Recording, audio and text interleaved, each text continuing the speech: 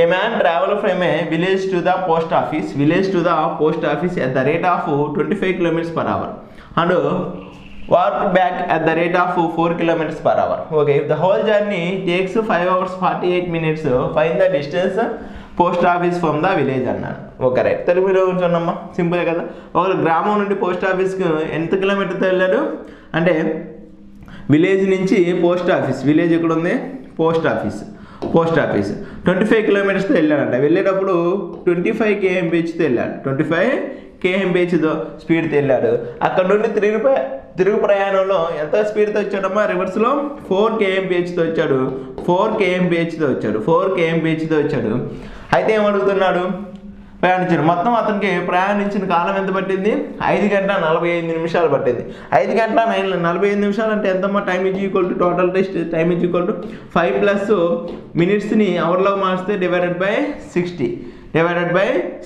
So మనకు 6 బదులు 6 8, so 4 2 4 5 అంతా 29/5 గంటలు పట్టింది. అంటే టైం ఎంత పట్టింది, 29/5 గంటలు పట్టింది.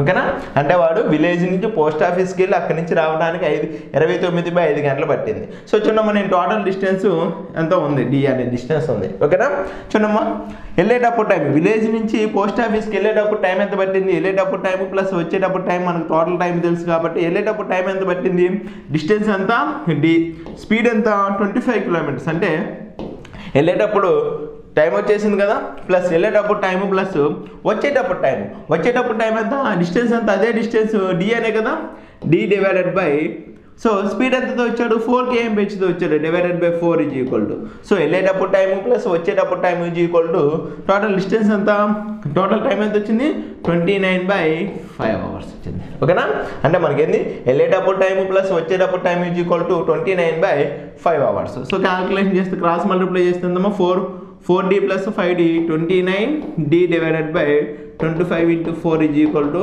29/5. 25 29 cancel అయితే 1, so 5 d is equal to 20 kilometers. So distance అంతా 20 kilometers ఇస్ ద ఆన్సర్. చాలా సింపుల్ అనమాట.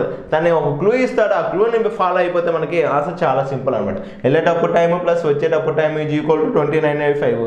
నేను కూడా అదే చేసి వెళ్ళేటప్పుడు టైం ప్లస్ వచ్చేటప్పుడు యాడ్ చేశాను, అది దేనికి ఈక్వల్ అయింది, టోటల్ టైంకి ఈక్వల్ అయింది. ఓకేనా.